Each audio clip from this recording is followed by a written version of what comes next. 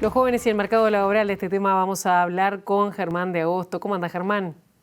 Todo bien por acá, ¿vos cómo andás, Pilar? Muy bien. ¿Qué dicen los principales indicadores respecto a un sector de la población que es de los más castigados al momento de buscar y conseguir trabajo? Exactamente, vos partías de desigualdades previo a la pandemia y la pandemia no hizo más que exacerbarlas. Y ahora vamos a ver que esas desigualdades tienen que ver, por un lado, con los grupos etarios, donde los jóvenes son los más perjudicados, pero a la interna de ese grupo etario, las desigualdades de género también son muy amplias. Entonces lo que vamos a hacer ahora es aprovechar un análisis que realizó el Instituto Cuesta Duarte, procesando los microdatos de la encuesta continua de hogares, para justamente extraer qué está pasando, ¿sí? O cómo golpeó diferencialmente la pandemia a los distintos grupos de la población, ¿sí? Entonces, por ejemplo, si nosotros vemos la primera placa, ahí lo que vamos a ver es la situación del desempleo. En este caso está dividido, lo que estamos viendo es el desempleo a la izquierda de los hombres jóvenes en relación a los hombres de 30 años y más. Por jóvenes nosotros entendemos de 14 años, que es la edad mínima que considera el INE, hasta los 29 años, después todo el resto de la población. O sea que ahí ya se ve una diferencia importantísima entre las torrecitas verdes y las azules, que lo que marca es, bueno, una diferencia muy significativa en materia de tramo etario. Pero a la derecha también tenemos dos torrecitas correspondientes a las mujeres, donde también se ve una amplia diferencia entre lo que es el desempleo entre las jóvenes y lo que es el desempleo entre las adultas, que es importante. Pero cuando cruzamos los datos, fíjate la diferencia que hay entre lo que es el desempleo de los hombres mayores de 30 y el desempleo de las mujeres menores de 29. Son 20 puntos de diferencia en la tasa de desempleo.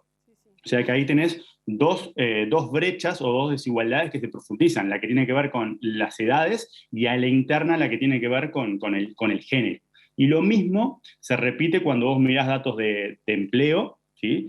Cuando mirás datos de participación, de la tasa de actividad, y cuando mirás cuál es el grado de protección social o el grado de informalidad que afecta a los jóvenes en relación al resto de la población y dentro de los jóvenes a las mujeres en particular. Por ejemplo, cuando vos tomás la informalidad o más formalmente el no registro de la seguridad social, vos tenés que entre los jóvenes es del 30%, casi uno de cada tres. Para la población que es mayor a 30 años es del 23%, o sea, hay 7 puntos porcentuales de diferencia. Entonces, en un primer panorama, como vos preguntabas, bueno, los indicadores en general marcan esa interacción entre las dos desigualdades, la que existe por grupo de edad y la que existe a la interna de esos grupos de edad cuando separamos por género. Claro. ¿Y esto también se traslada si hablamos de ingresos, por ejemplo?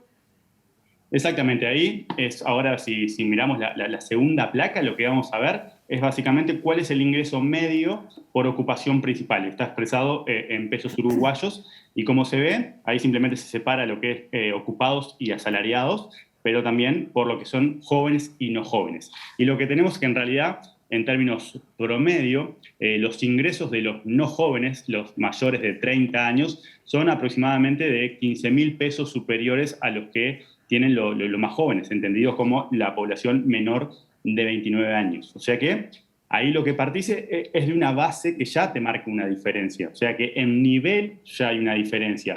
Pero vos cuando pensás en variación, que es como estamos habitualmente acostumbrados a manejarlo, que es como se publican los datos mensuales, y lo pensás en términos prospectivos, lo que ves es que estas desigualdades se van a amplificar. Porque si recordamos, en la novena ronda, que es la que comenzó ahora, los lineamientos del Poder Ejecutivo separan lo que son los sectores menos afectados por lo que son los sectores más afectados.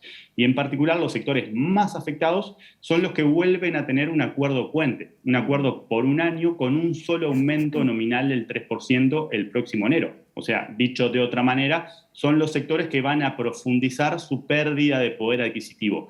Y lo que pasa cuando vos mirás, bueno, quiénes están sobrerepresentados dentro de los sectores más afectados son justamente los jóvenes. De hecho, el 50% de los ocupados jóvenes pertenece al sector de comercio, restaurantes y hoteles, uno de los sectores más golpeados por la pandemia, y otros 80.000 pertenecen a lo que son otros servicios, donde tenemos cultura, deporte, recreación. O sea que, en perspectiva, ya parten de un nivel salarial muy por debajo del resto de la población, y además en perspectiva esa brecha se va a amplificar porque justamente en los sectores que van a experimentar una nueva pérdida de salario real están sobre representados los jóvenes.